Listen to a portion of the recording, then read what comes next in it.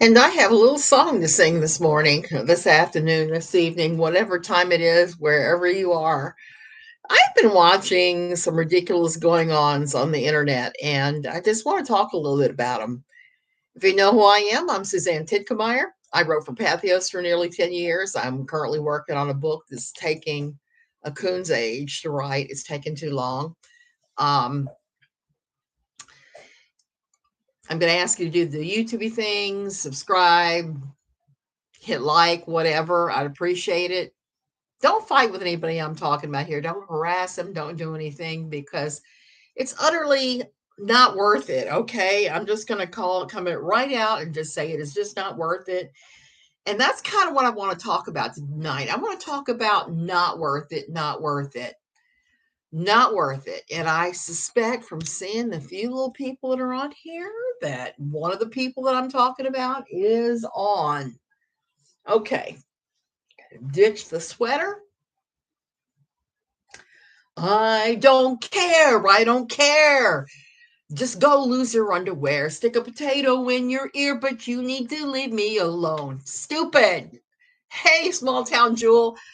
I am frustrated right now. Why am I frustrated? Hey, Mandy. Thank you. I'm a little frustrated because there's this feud going on back and forth between various groups on Twitter. And I have started just quietly blocking people who are engaging in this. And if you try to drag me in the center of it, I'm just kind of like, nope. Earlier today, I suggested that perhaps we need to leave Maw Hog alone, that we need to leave Mrs. Roadhog alone to work on whatever her problem is or isn't. I mean, she's going through some stuff. I'm not talking about you, Bossy, not at all. I'm talking about Porkchop and the people surrounding her who are just on this weird tangent. And here's the thing, people are screen capping the crap that she's screen capping of mine in her comments. And guess what? I don't care. That's literally why I was singing my little demented song a few minutes ago. I don't care. I don't care. I don't care. I don't care. Say I killed the Kaiser and I'm the one responsible for pushing Biden off the bike today. Accuse me of killing crops and scaring cows to making sour milk. I don't care. I don't care. Say what you're going to say because I utterly don't care. Like I've said, here's what I do care about.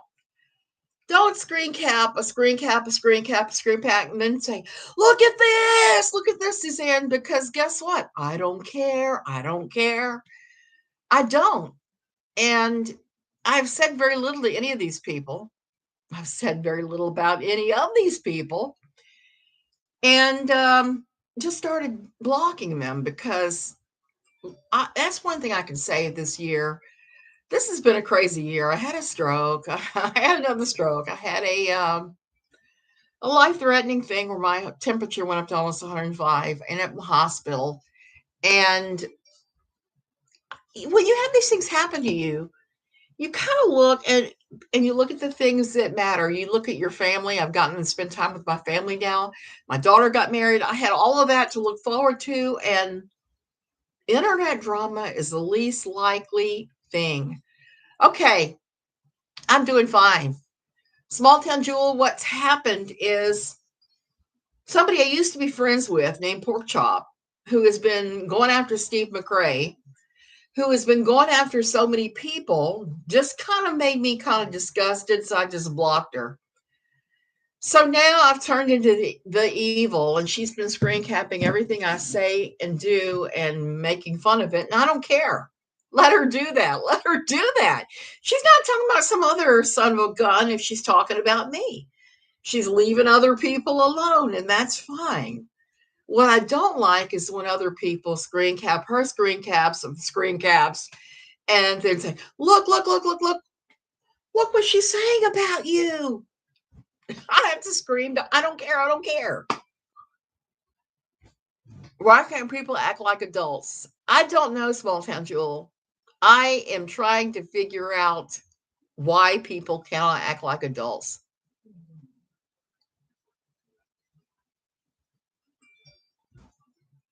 blocked someone the other day, and whoever it was posted a screenshot as if it was, what's their problem? I can't remember who it was. I don't know who it was, but if you are fighting with other people on Twitter and you keep doing it and you're not being provoked, guess what? I'm probably going to block you because, as my favorite song goes, ain't nobody got time for this, because it's like I said, real life is full of real problems, and this is not something worth fighting about. The people who are fighting about this crap, they don't have enough in their real lives. They don't have real lives. They don't have things they're doing. As you can hear, my Twitter is going nuts here. So it has been suggested that Porkchop is not one individual, but maybe 4 or 5 individuals that are all using that account to say things. And that could be, but I don't care. You don't have to like Steve Christoph fan, and I don't even know what I did to Porkchop besides block her, because I just couldn't take all the fighting, and that was it. I couldn't take the fighting any longer. It was bumming me out. So I just blocked a bunch of people that were really involved in that, because it's not my thing. It's not my jam. Even when they try to provoke me, it's not my jam. I'm just laughing over it most of the time, going, man, you were wasting your time. You just need to put that stuff down and go. And I've talked about it enough times and mentioned enough times. Today it got to a new low, but not because of me, because they were screen capping some crap I said about Mrs. Roadhog. Okay. Here's the thing. I said that I think people just need to leave her alone. Why did I say that? Let me explain my thinking on that. Twitter is as crazy as I've ever seen it. Try to ignore most of it. Christoph, same. Hey, Aaron. Okay. Mrs. Roadhog has been going through some crap. I mean, really. She has been, she says she split up from Mr. Roadhog. That could be. I know that she went through some crap with some kind of fake pregnancy, was it? See, I wasn't even following that close. But here's the thing. Here's what I want to say. This is something I know. If you're in an abusive relationship, triangulation, you're right. If you're in an abusive relationship, you will go along with a lot of stuff. And so going along with a fake pregnancy wouldn't be outside the realm of possibilities. So as far as I'm concerned, that is just one of those things. What did I do to my iPod? Turned on the camera all of a sudden. Ghost of the machine. Here's the thing. It's not outside the realm of possibility that you would have been coerced in that. It's also not outside the realm of possibility that if you are that kind of abuse, like she supposedly is, then let's just give her some space and grace to recover and say, okay, we're not going to come after you, because I'm seeing people coming after her left and right now. I mean, she seems like she's trying just to get herself together. I don't think we need to give her the grace and the space to do that. I'm not saying you have to be her best friend and you have to like her. Hey, Prairie, but give them that space, that little space to sort of kind of get herself together. I think that's the kindest thing we can do, rather than continually lobbing bombs at her. Here, I hate you. Instead of doing that, just give her some space. And that was the thing I said that was so outrageous, that was blowing everybody's minds. I didn't say I was going to go buy groceries for her and braid her hair. Let's get a grip. So that's what's going on. And that's kind of where I am. I don't want to see this triangulation. I don't care. If somebody says something shitty about me, wonderful. Just let them do it, because they're leaving somebody else alone. And so this is probably going to be the only time I ever mention this, because it's just ridiculously stupid. It's so stupid. And yes, I've been to Popeyes today. I have to get my chicken on, and I can't get that in Costa Rica. They don't have it. Hey, Prairie. I was thinking about you earlier. I have a story to tell. I have a crazy story to tell. I don't know if I'll tell it tonight or later. Maybe I'll tell it today and tomorrow. I am in America right now. Yes. I came here almost 2 weeks ago for my daughter's wedding. She got married a little over a week ago. I'm in her house. I'm doing some dog sitting. I'm hanging out with my son. In fact, here comes the dog now. She's walking around. And I am loving it. I just fell in love with these when I saw them. I said, they are so much like my first pair of glasses. I have to have them because I had blue cat eyes with little sparkly things on the edges when I first got my first set when I was 8. 54 years ago. Hey, Kiva, are you going to come get up in the bed here? Oh, so I have a new romance scammer, and I haven't answered him back yet. I wanted to read you guys his his entreaties to me, and also what I have said back to him. The one or two things that I've said back to him.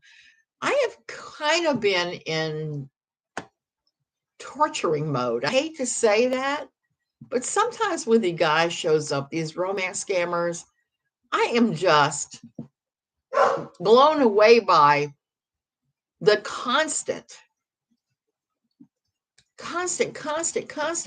flood of ridiculous things they say. Like this guy's name, Cuckoo. That's his real name he's got in here. He starts out with, "How are you doing, my dear? Happy hearing from you." He sent me that at like 3 in the morning my time. So 3 in the morning my time is what, like 6 hours ahead in Nigeria? So that would be first thing in the morning for him. It would be 9 a.m. if he was in Nigeria or anywhere in Africa, and it's an African name. So I got onto him and said, "Please do not ever try to contact me in the middle of the night. I will block you." He says, "All right, my dearest dear, I am so sorry about that. How are you doing? How are you doing there?" And I said, "Out right now." "All right, my dear. How has your day been, my dear? Are you back?" I told him, "I just walked in. I will talk to you later." And now it's, "Hello, how are you doing today, my dearest dear?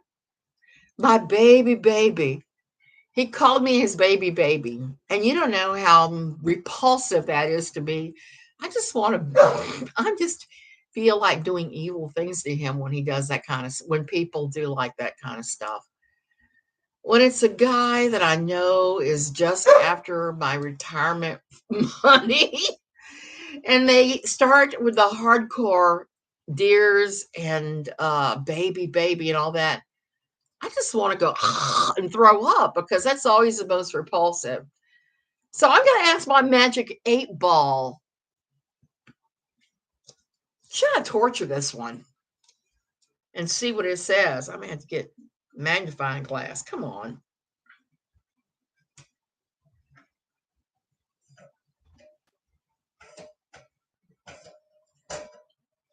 Better not right now. So I'm going to let him stew for a day or two before I answer him back.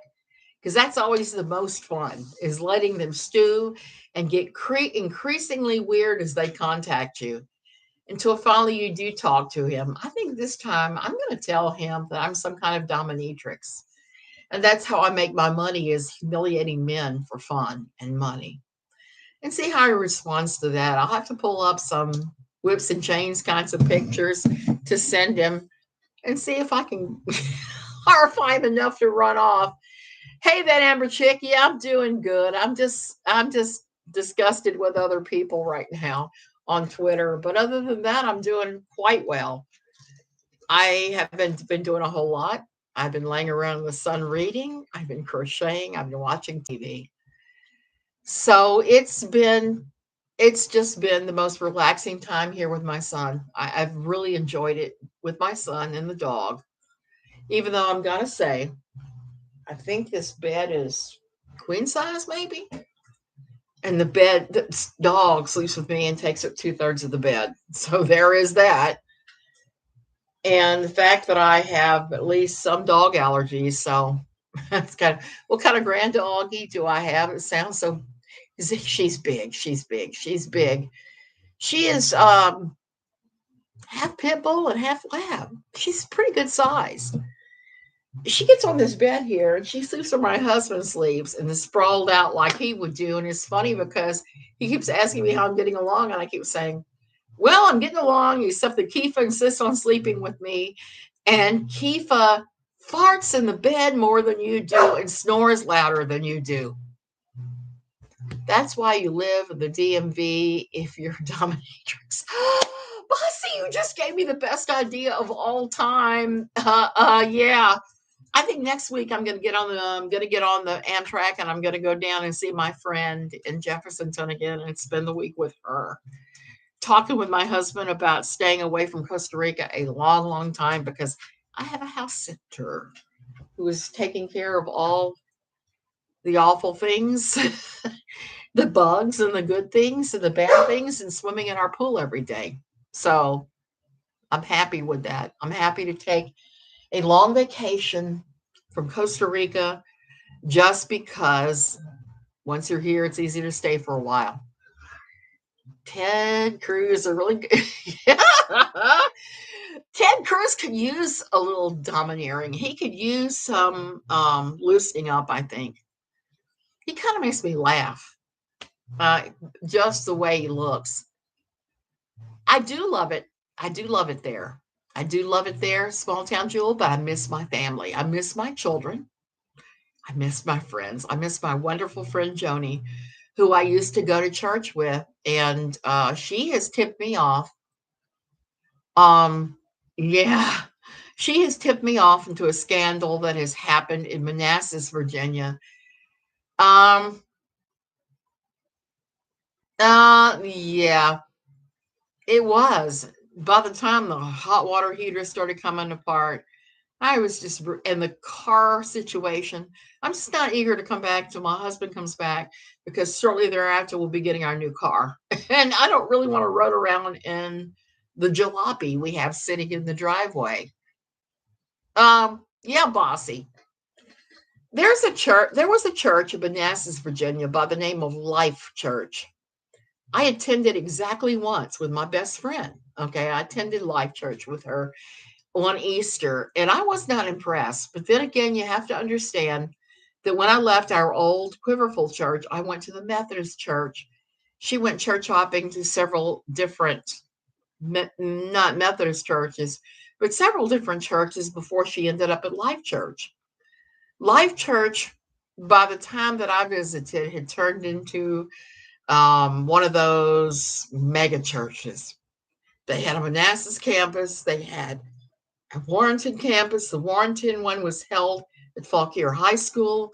The Manassas one, I forgot where they held exactly. And they they had this big thing, and the Easter celebration I saw was at one of the big auditoriums. I think they had to do with George Mason in Manassas area. Why was I impressed? Well, a couple of things. Number one, they did contemporary worship music that was wonderful. They had lots of young people there, but they played it at such a volume that you would really need earplugs unless you were like really. So they played it really loud. They had smoke machines and they were blowing essential oils and weird smells everywhere. And you know me with my asthma. That was never going to fly. And also with one of the drugs I'm on, I sometimes will react to loud noises. So I just don't do well with that. Um, so I went. I didn't care for the preaching. I didn't care for the teaching. I didn't care for the loud music. I went and sat outside for a lot of it because it was very triggering. I found it was just a very triggering service because of everything that I have gone through with the old church. And it was a standard evangelical, charismatic stuff. So it was not for me. But I wasn't about to pee on my friend's parade and say, that's toxic. No, I wasn't about to. So I left and said, yeah, I'm never going back there again. So Life Church was for a long time. It was in the Manassas and Warrenton area. Well, well, well. When I go to Life Church, The lawsuit. Yes, Bossy, that's what I was going to talk about was the lawsuit. There was a pastor at Life Church whose name was David Baird. And David had children. He had Josh. He had he also had a son by the name of Jordan. Okay. Jordan was involved with a lot of the youth ministry and the youth ministry teams and some of the youth worship. And it is alleged that he has SA'd some of the girls, some of the teen girls through the program. If I'm reading the paperwork right, and after my discussion with Joni, Jordan's in jail for this right now. He is serving a sentence of like 8 or 9 months, something like that. And there was another lawsuit that was getting ready to be filed about it in January. I don't know if they ever filed it or not. I was reading through all the paperwork this morning. So now you have Josh Baird, son of David. David died last year. He was found dead in his home, apparently. So David died. Josh took over. Jordan, let me make sure. Let me go make sure I got my yeah, Josh took over. Jordan was the one that was alleged to have done all those things. Jordan went to jail. Josh took over the church. Daddy died. Well, Josh is okay, Bossy. Yeah, don't break your promises. Go, go, go. So Jordan, he did all these bad things. So now Josh is running the church and he is trying to hide what happened. This is so typical. This is like the Baptist convention. They're trying to hide the sexual abuse that goes on in theirs. These people are trying to hide it. Everybody's trying to hide it and pretend it didn't happen. You know, I know Joni left because of this. She left because of the fact that they wouldn't deal with things. They were just shoving it under the rug. And that's one of the things that happens in some of these charismatic evangelical quiverful type churches is these things, these bad things happen, there's sexual abuse, and they just push it under the rug like it did not matter. So that's what they're doing at this time. And they're pretending it didn't matter. They've changed the name of the church to Love Church. Oh, here comes my bed companion. Hey, hey, what are you doing? You're going to be on my side again, aren't you?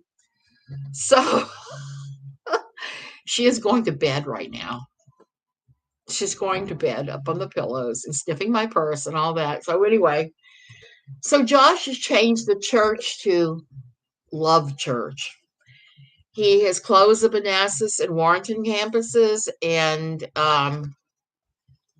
is now apparently only in Gainesville, Virginia. Yes, she is beautiful. She's just rather old and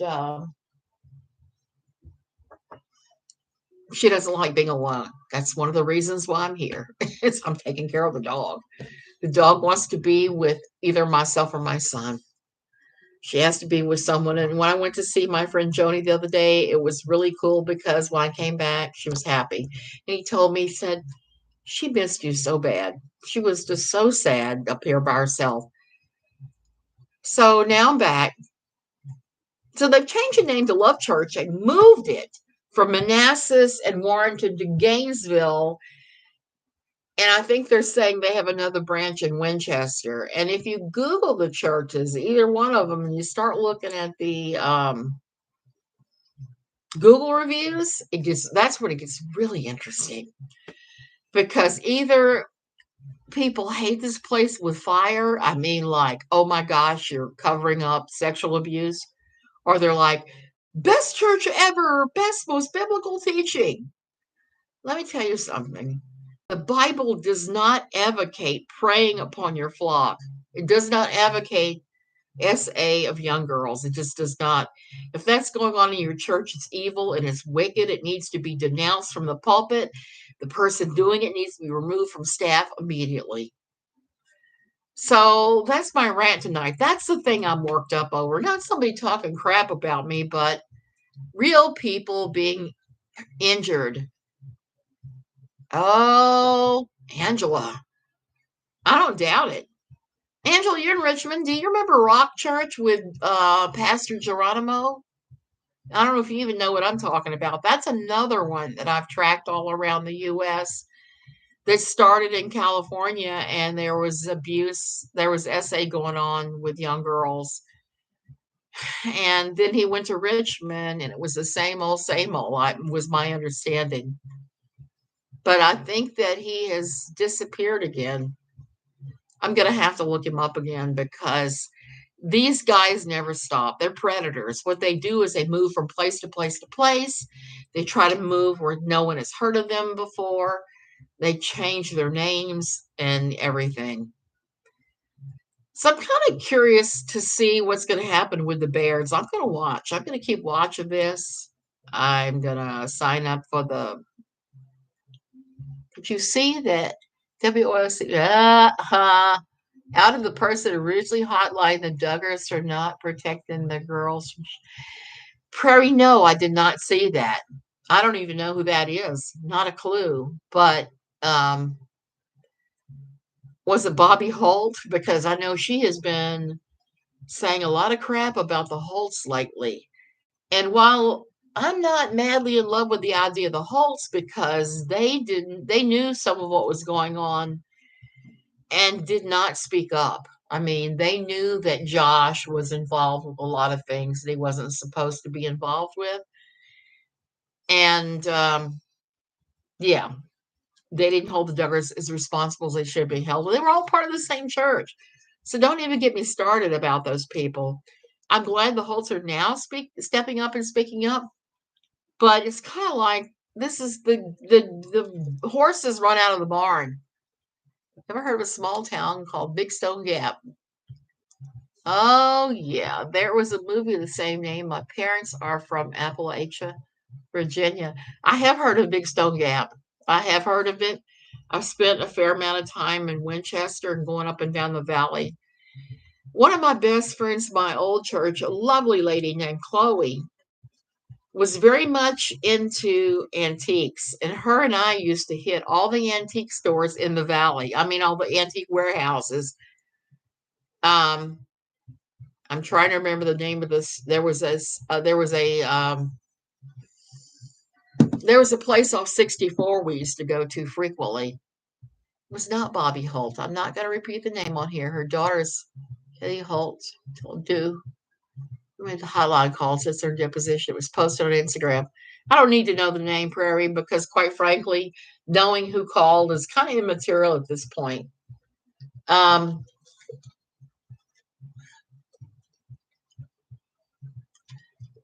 John David and Abby a few years ago. They I've met the Duggars too, and they just seem quite nice. Except I do sense some control from the parents, is what I saw when I met them. But the kids themselves can't really be blamed for how they were raised and what's come out.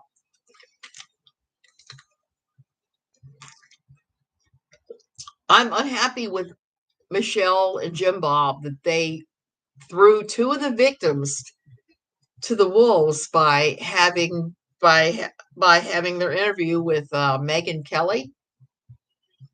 You know, it's one thing for parents to go in there and talk about it. It's a whole different ball game when they start naming the victims, and they pushed Jessa and Jill out there, identified them as two of the victims, and had them speak about it.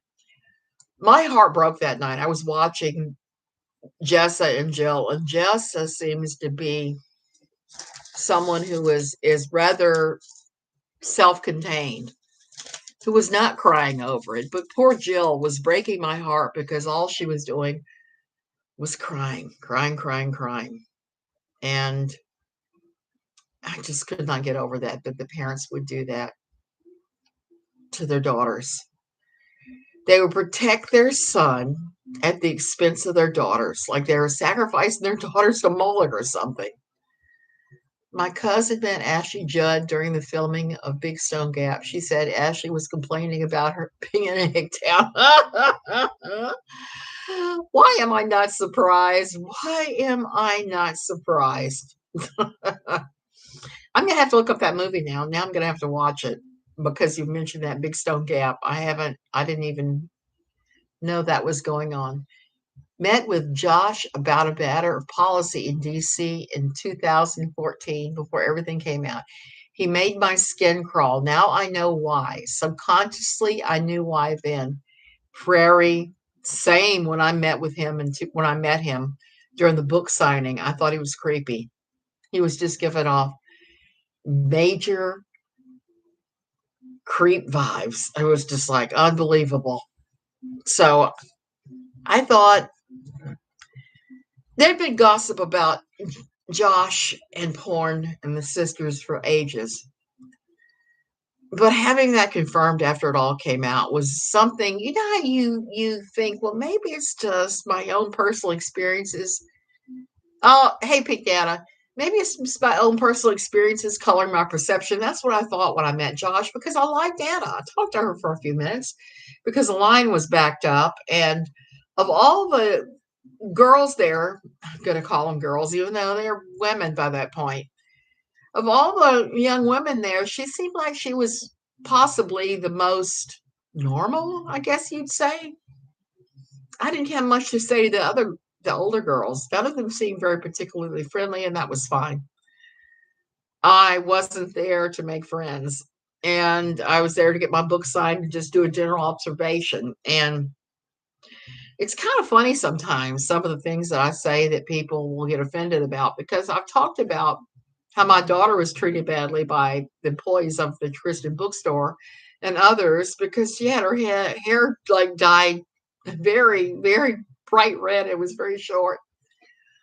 If Josh's note taker hasn't been present, I would have made an excuse to leave that bad prairie. Oh, thank goodness it wasn't that bad when I met with him. I just thought, hey, Chris, I just thought Josh is a creep. He really gave off creep vibes big time.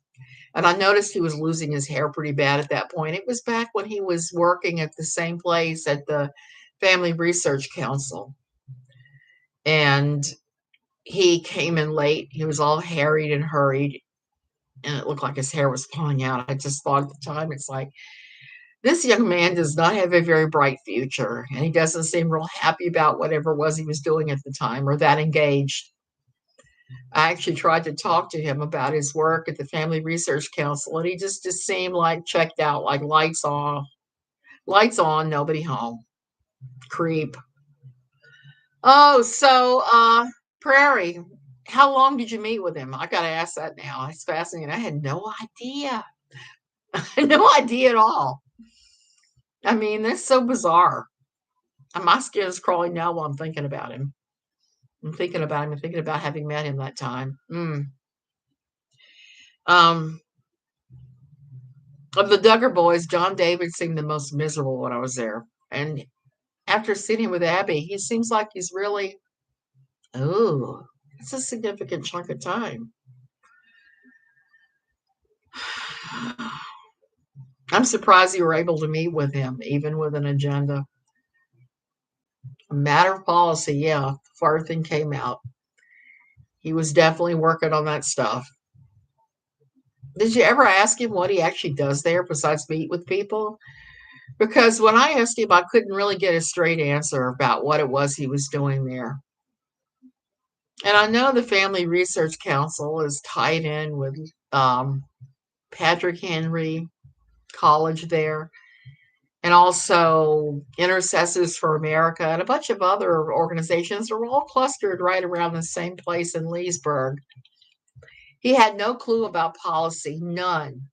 He lacks the aptitude entirely. He said the lobbyists would help with it. That sounds about right. I did not pick up any vibes that he actually knew what the heck he was talking about or doing when I was talking to him. And that's really a shame. Very frankly, I think he was just a celebrity spokesperson. That was the impression I picked up as well. And here's the weird thing about it. The whole time he was in DC, we'd hear about him going out to the DC strip clubs. And when he was in Arkansas before he married Anna, there was a lot of chatter about that happening in Arkansas as well. I can't believe Mike Huckabee would still be in bed with the Duggars. You know why? Because Mike Huckabee still doesn't think they did anything wrong.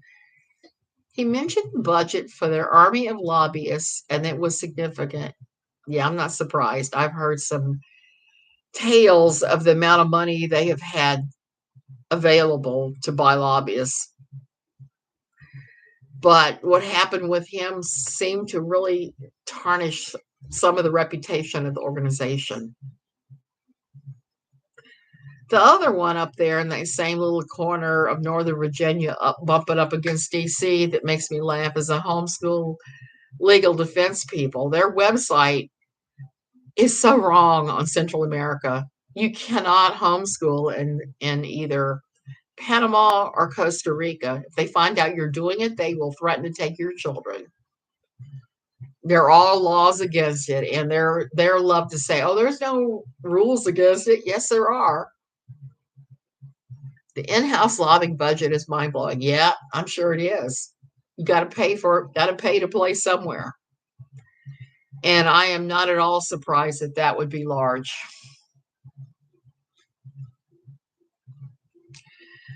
So it's interesting that all these scandals haven't slowed down Huckabee at all. He's endorsing the Duggars.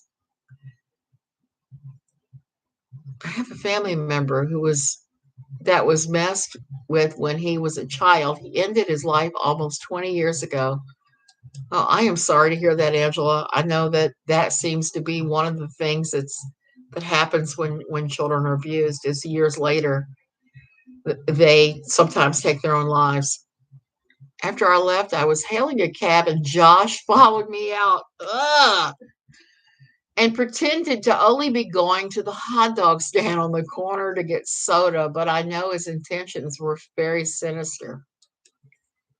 Maybe he needed to meet a DC dominatrix and have his kinks worked out. I know of a few. I could have slipped him a number or two. I know people that do that for a living. Oh well.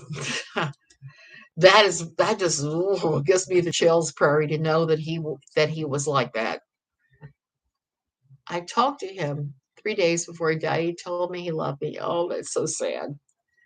My friend Joni, that I spent time with earlier in the week, was telling me anew about her brother ending his life. Her brother had, I forgot exactly which chronic illness it is, but it's a sad reality in the chronic illness world is you just give up sometimes and you go there.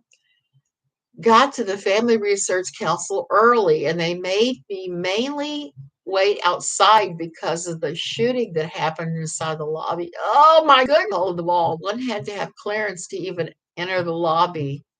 Was that their DC office or was it, I think the office they had at Leesburg for a while? I'm not sure where they are now exactly. I have to look them up. But Leesburg seemed to have a hold on a lot of these groups, would have offices there as well as having lobbying offices in the District of Columbia, even though it was quite close. Oh, wow. I've forgotten about the attempted shooting in the lobby of the Family Research Council until you mentioned it. It's been so long since I've been out of DC. And like I was ranting yesterday, Beltway, Beltway. I'd forgotten that the Beltway, how problematic it was. I was trying to go up and around, and there was an accident. So I went down and around and had another accident. The security guard eventually took pity and let me in out of the August DC heat. Yes, it was a DC office in Chinatown across from North, I think, from the Smithsonian Portrait Tour. Oh, okay, I know where that's at.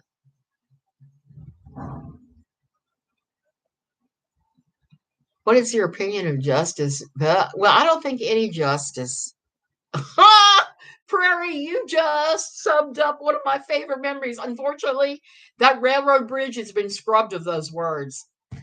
For those of you that are not in the DC area, when you're going on 495 up, you're taking the loop up near Baltimore. When you get near the Mormon, their giant temple they have that they just recently had open to the public, as you pass under the railway bridge would have spray painted on it, Surrender Dorothy, straight out of the Wizard of Oz.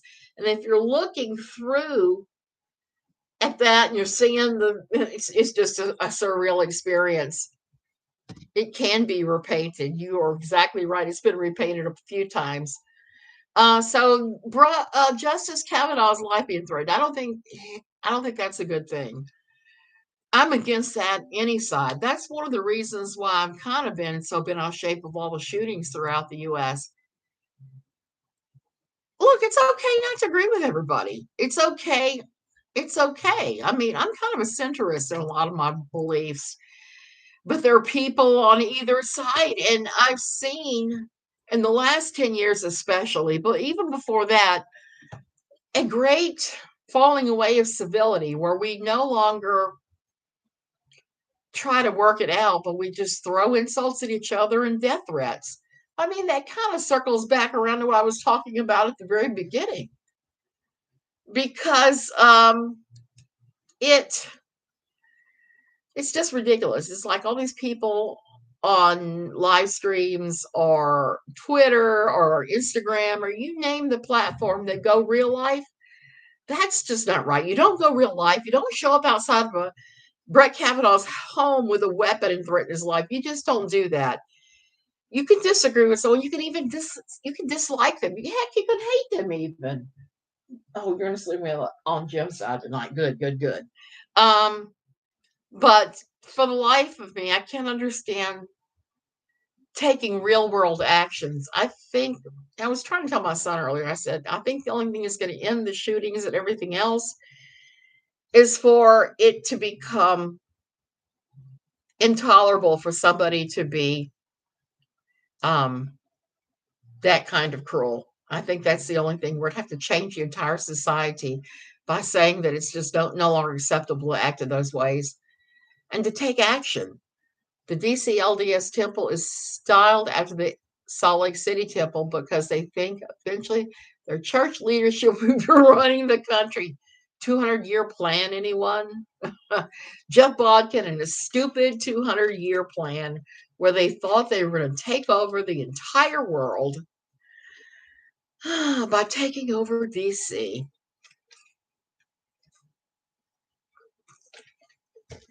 It's one of two temples that has an assembly room. That's ridiculous. No judge should ever be threatened. I don't care what side of the aisle you're on. The point behind Surrender Dorothy is that the temple resembles the palace of the Emerald City. You're exactly right, it does. Particularly that angle when you're looking at it on the Beltway, you're looking at it framed by that bridge. It's just a surreal sight. It does look like it's straight out of The Wizard of Oz. People who think and do differently than are allowed to exist. Exactly. Folks need to take a chill pill. Exactly. Jeff Robokin is a Robot Ken is a goofball. He is beyond a goofball. He is ridiculous. Prairie, did you know that he has scrubbed his Wikipedia page? There's no Wikipedia entry for him or his daughters or anything any longer. All of that's been scrubbed. All of his critics have been scrubbed off. And I have to wonder why. He threatened to sue Cindy Kunzman. I had a link to that the other day on my page because that was an interesting read. The email that his daughters, well, not the email, the mail they sent her, the snail mail they sent to a dead address that took forever to get to her. They were threatening to sue her because she was explaining Bodkin syndrome. I don't go real life on my YouTube channel at all. I talk about my Dollar Tree. I'm gonna Dollar Tree lover. I'm gonna have to start watching your channel. I love the Dollar Tree. I'm going there tomorrow because I'm gonna decorate the bedroom of the newlyweds before they arrive first thing Monday morning. I want it to be fresh and clean. I've already gone in there and picked up. I've washed the sheets. I'm gonna do all that before they arrive and make it nice. But I love the Dollar Tree. It is the best. Longview Baptist Temple scrubbed their wiki page and rebranded. Bodkin syndrome is when parents and children are too enmeshed with each other, where the parents won't give the children any room at all. They're completely 100% enmeshed. It's hard for the children to mature and get married or any of that because the parents are so hyper vigilant and part of the adult children's lives. That's the short answer. There's actually a long answer that Cindy has written on her website Her website is Under Much Grace. I'm sorry, I ate espresso beans earlier covered with chocolate. I get a little piece of coffee in my mouth now that keep coming out when I'm talking. Um, Cindy's website again is undermuchgrace.blogspot.com. She explains all of that. She has a long relationship with the Bodkin family, Doug Phillips. Vody Bochum tried to sue her once and talked about it. She is always out there pissing somebody off just by asking questions. My channel is called Dollar Tree Lover Angela Barrett 54. Okay, I gotta look that up when I'm done here, because that's one thing I don't like in Costa Rica. There's no Dollar Tree. And it's kind of funny because you'll laugh up at this. I asked one of my Costa Rican friends who goes every 6 months or so to the States, I said, where do you like to shop? And she has a shop where she gets all kinds of really cool stuff. And I asked her, I said, where's your favorite store? She said, the Dollar Tree. So she buys a lot of little trinkets for her store from the Dollar Tree and then brings it back to Costa Rica. I will roll anyone for chocolate espresso beans. They're the best, aren't they? Body see indeed Cindy. Yes. Not only see indeed her, he was calling around saying he was going to sue her. It was pretty crazy. She knows Vody. She knows him quite well. And we've been kind of watching him together for years. Like when he took off to Africa and just disappeared, and now he's back. And he tried to take a position with the Southern Baptist Convention. Fortunately, they didn't vote for him. They rejected him and the other very quiverful folk that were running for various offices. They just booted them all. I will also share espresso beans with anyone too, though. Vody didn't seem like that much of an a-hole. He is. Yes, let me tell you, he is. Once I saw his video, his movie he made, The Return of the Daughters, it was like, nope, I'm not listening to anything you have to say ever again. And he always used to make me laugh and quiverful, because if you look at the ranks of quiverful in the evangelical church, it's mostly lily white. And so I used to look at Vody and say, I wonder if he's their token, the one black friend that super white people hold up and say, I can't possibly be racist because I have a black friend. I've seen that so many times. And I love my mother, but I got to tell you, when we're having a conversation and she says to me, I'm not a racist, but, and then the next statement is extremely racist. It's kind of like that. So I've always wondered if that was the role that Vody served. Anyone know if Return of the Daughters is anywhere where it can be viewed for free? I think it was on YouTube. I don't know if it's still there or not. But I know that there is a little featurette explaining some of it and a ad for it that is just positively horrifying, starring the Bodkin daughters and Vody's daughter. And Vody's daughter has since left, and she's no longer involved with any of that. She had a blog for a while where she was writing about what it was like to be the daughter of a semi-famous enforcer. And that's a lot of pressure on these girls to live up to it. And I feel very bad for the Bodkin girls because they're kind of sitting on a shelf. They were promised that they would be married to the cream of the quiverful crop at an early age and find their fulfillment as being mothers and wives. And they're early 30s, and I think one of them's 35, and they're still unmarried. Jasmine left. Yes, Jasmine left. Can you believe that? Jasmine left. And I know that Vody had to be very upset about that, because Jasmine was his pride and joy for promotion of all of his crazy ideas. Yeah, I am too. When she came out, it was like, what? That would be like one of the Duggar daughters started drinking and got a piercing. Oh, wait a minute. That happened. Jill Dillard did that. He has to flipped out. Yeah, I'm sure he did. I'm sure he flipped out because we know that she was his pride and joy and his promotion of his Keep Your Daughters Home project. Team Jill. I'm always Team Jill now, even if I don't agree with her on everything. I am Team Jill. I'm going run, Jill, run. And Jill, or whoever, which one of the Duggars, the first one to write the tell-all book will get the bucks. Anybody coming after will not. So be the first one to write that tell-all book.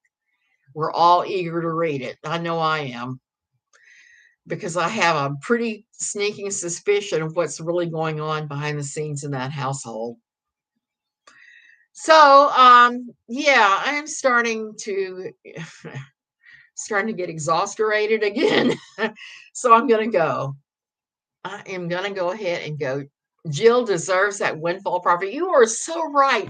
She most certainly does. I have nothing but good wishes for Jill and Derek. I never dreamed that Derek would be the one to stand up for Jill and to stand up for his wife against his overbearing father-in-law. But apparently he's the one. And could knock me over with a feather. I just never dreamed it. I thought it was going to be Ginger marrying somebody as rebellious as she supposedly was. It was going to expose the whole thing. But sadly, Ginger is easily persuaded with baubles like designer goods in Los Angeles. Sadly enough. Okay, you guys, I'm going to go ahead and go. You have a good evening. I'm going to take a shower, and I guess I'm going to take a shower. Will you let me take a shower? And crawl into the bed. And we are tired too. Yep. Good night to everyone.